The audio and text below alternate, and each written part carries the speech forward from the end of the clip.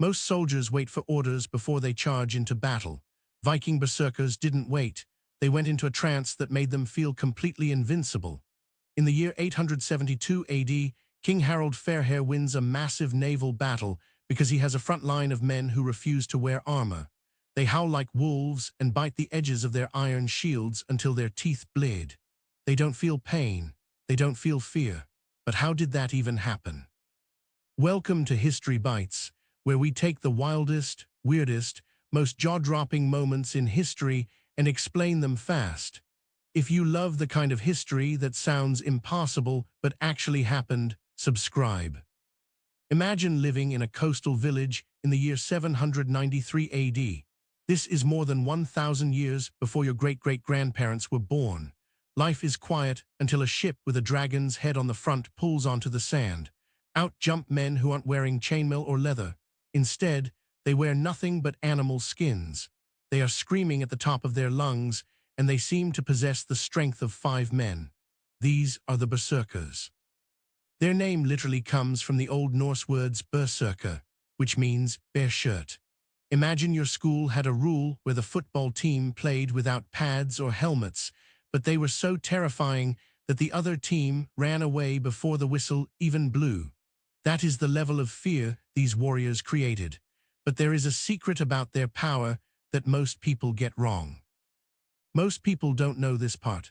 While we think of them as mindless monsters, berserkers were actually the elite shock troops of the Viking Age.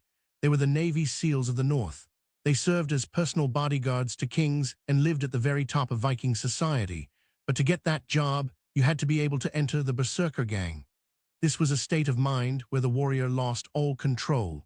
It started with shivering, then their teeth would chatter, and their faces would swell and change color. Then came the Great Howl. Once they hit this peak, they attacked anything in their path. They were so dangerous that their own side had to stay far away from them until the fight ended. Here's the part nobody puts in textbooks. The berserkers might have been using chemistry to turn themselves into super soldiers.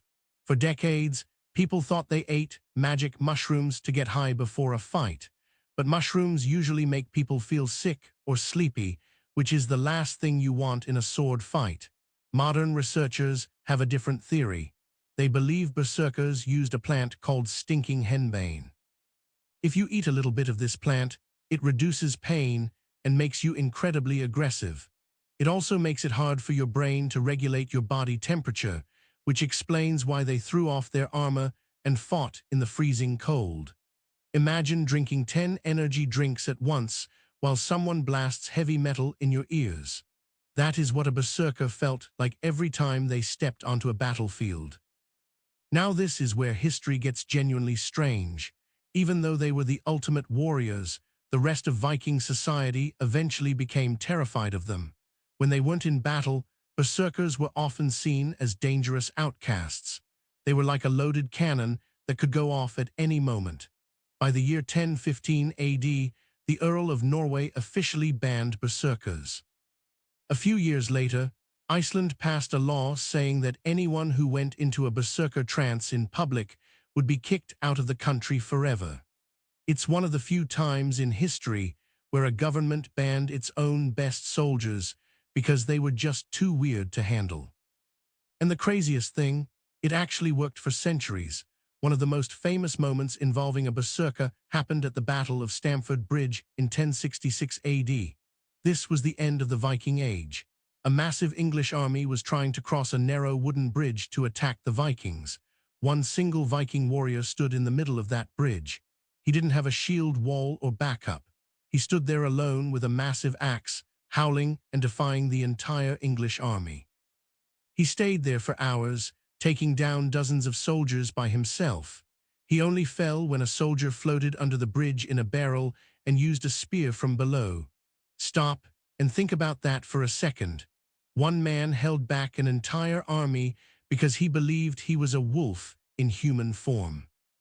And here's where it gets really wild. The image we have of Vikings today is almost entirely based on these berserkers, but we still get the details wrong. For example, Vikings didn't actually have horns on their helmets. If a berserker wore horns in a real fight, An enemy could easily grab them or knock the helmet off. Those horns were added by costume designers hundreds of years later. The real berserkers were much scarier because they looked like regular people until the moment the trance hit. This is the bit historians argue about even today. Was the Berserker Gang a real medical condition, a drug-induced trip, or just a very intense form of psychological acting? Some think it was a form of post-traumatic stress, while others believe it was a ritual passed down through secret warrior societies. Whatever it was, it changed the way the world saw the Vikings. They weren't just sailors, they were the boogeymen of the medieval world. They turned their own fear into a weapon, and that weapon was so sharp that it carved their names into history forever. The story of the Berserkers shows us that the most powerful weapon on any battlefield isn't a sword or an axe, it's the human mind.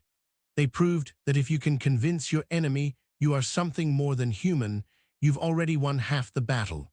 This moment in history reminds us that what we think of as monsters are often just people who found a way to turn off their own limits. History is full of moments that sound impossible, but every single one of them actually happened. That's what makes it better than fiction. Subscribe if you want more stories like this. We post every week, and every video will teach you something your history teacher hasn't mentioned yet. And drop your answer in the comments. If you had to face a berserker in 1066 AD, would you try to fight him, or would you run for the hills? The Vikings were the ultimate warriors, but even they knew when someone was too wild to keep around.